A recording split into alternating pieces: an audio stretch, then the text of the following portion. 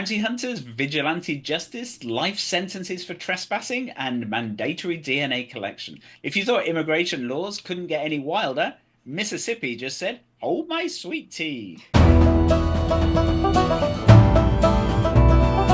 Welcome back to Beyond the Bill Number, the podcast where we dig deep into the legislation shaping our world. Sometimes for the better, sometimes, let's just say for discussion purposes. I'm Stephen, and with me as always is my delightful co-host Sarah. Sarah, are you ready to unravel another wild legislative ride today?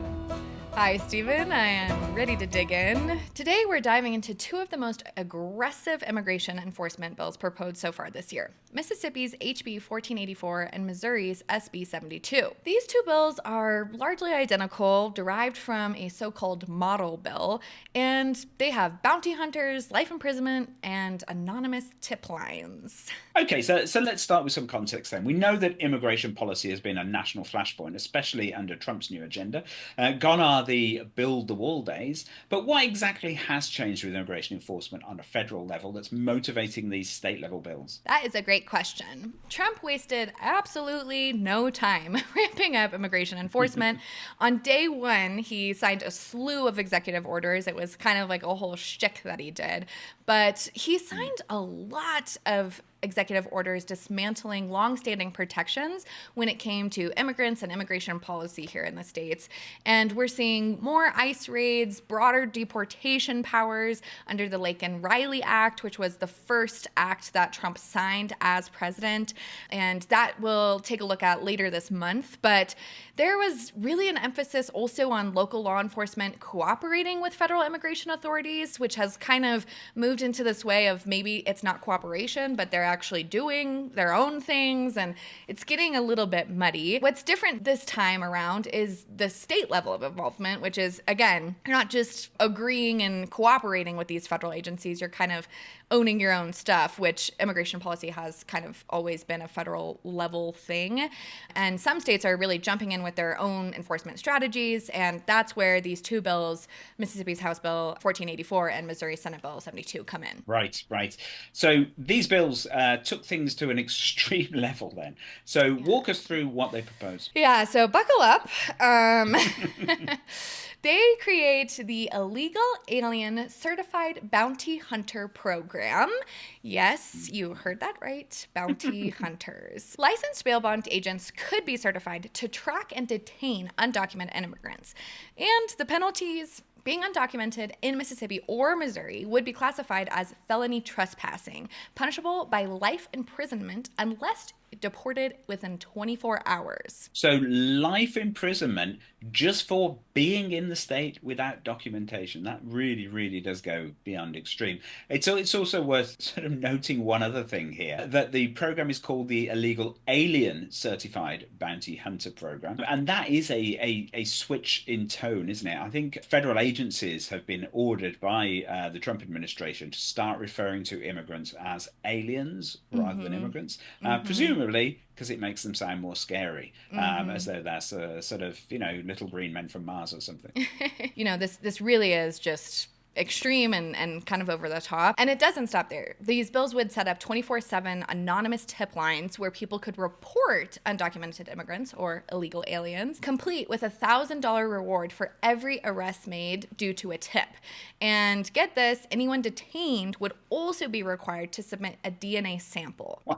Wow, the DNA collection part alone is a massive privacy red flag. Obviously, there have been many debates around how DNA should be collected, how it should be stored, how long it should be kept, all of those kind of things. But the bounty system sounds like it would open the door to sort of serious racial profiling. Yeah, exactly. Critics immediately pointed out that deputizing private citizens to track down immigrants creates a dangerous vigilante-style system. And let's be real, when there's a financial incentive to anything, when is there not abuse? And if we're tying that to reporting people or things like that, it is just a whole can of worms that I don't think we will really want to be opening as a country, but Yeah, well, obviously the lawmakers responsible for these bills disagree with you there. So where are these bills going? Are they likely to actually become law? well, the Mississippi bill has died already in committee. It seems that the provisions were too extreme, even for this notoriously conservative legislature. And the Missouri bill is still alive and kicking, but it's in committee. And frankly, it's unlikely that either of these bills actually become laws, but that's almost beside the point. The fact that these bills have even been introduced and that we're discussing them and they're out there at all shifts the Overton window. And what the Overton window is the range of subjects and arguments that are politically acceptable to the mainstream population at a given time. And so we can kind of breathe a sigh of relief as they fail, but then are kind of missing some other slightly less extreme bill. Will that one become mainstream?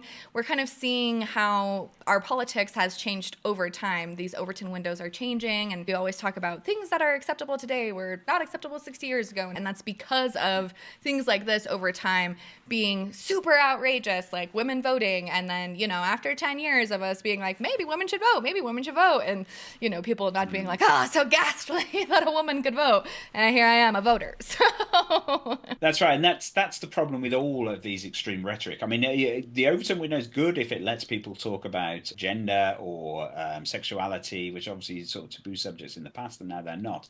But when it becomes quite a sort of extreme rhetoric of sort of distrust and fear, it moves the norm of what's acceptable, and it's also it sort of plays into people's sort of worst instincts rather than yeah. their best instincts. So rather than saying, let's protect this marginalized group over here that we don't normally talk about, so let's start talking about them. Instead, it's saying, hey, you distrust that person who looks different from you and has a different religion. Well, it's okay. That's okay. You can do that now. So yeah, very, very dangerous to sort of introduce these kind of bills and to actually promote the discussion. Of course, we're discussing it. What do? You can't not discuss it, can you? So, are there any examples of other states following the examples of Mississippi and Missouri? Oh, yeah. So, for example, Alabama's Senate Bill 53 takes a different approach, focusing on criminalizing anyone who harbors or assists undocumented immigrants. So, if you give someone a ride or rent them an apartment, you could be facing legal consequences. Wow, I mean, there must be enormous legal concerns with these kinds of measures, really. So, I mean, as you've already said, immigration is a federal issue. It's supposed to be monitored and implemented on a federal level. So, how do these states think they can enforce this without stepping on federal toes? Or maybe they're not worried about that under the current climate. That is one of the biggest questions. Federal courts have repeatedly ruled that immigration enforcement falls under federal jurisdiction.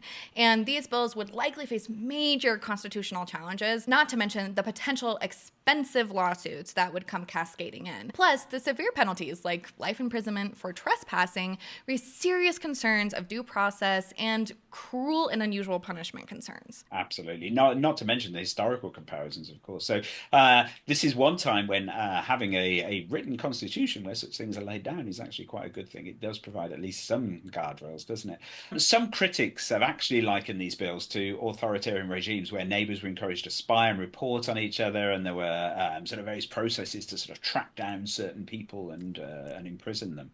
Do you think that's a valid comparison? They are not wrong. And there's kind of two different ways that we can look at this from a historical perspective. The first is in the United States. When we had slavery, there were bounty hunters that were hunting escaped slaves. There were penalties for people who were sheltering slaves to try to help get them to freedom in the North. And so there definitely is a tone of that even in our own history here. But when you set up these financial incentives for people to report on each other, often based on nothing more than kind of suspicion, you create a culture of fear, you create a culture of distrust, you are kind of creating a situation of something that's really eerily reminiscent of some of history's darker chapters. And I know everybody compares so much to Nazi Germany today, and it's kind of a really quick reaction for anyone that is a little left-leaning to do that. But this truly is almost act for act comparison of what is going on there between reporting people, between kind of these crazy, immediate, really harsh punishments, to read something like this and think of a world in the United States where this is how things are going is really scary. Absolutely. So Do you think we're likely to see more of these kinds of bills? Well, with the Trump administration pushing a much more aggressive take and kind of role in immigration, we'll likely see more of these bills popping up. And one of the things that is kind of a bigger shift from what Trump had said versus what we're kind of seeing today is all of these raids that we've been seeing all over the country. A lot of the immigrants that are getting detained are not these criminals. They're people who are working, and, ICE is headed to workplaces and rounding up these illegal immigrants. And, I think a lot of people can understand and get behind enforcing deportation and understanding that maybe immigrants that are criminals are not the best to be here. We had last week an episode on Florida, which was another good example where their session hasn't even started yet, but they've already called 2 special sessions trying to push really hardline immigration bills. And it's kind of seeming like this attitude of who can up-level the next state to be more intense and more severe. This really speaks to how this has truly become a boiling point in the US. And we found that during the campaign trail. We definitely see that now. But I think it's so important for us to be reasonable, remember our history, remember our origins, and actually remember what these people are doing here for the most part. They are part of our schools, our churches, and our communities, and really helping our country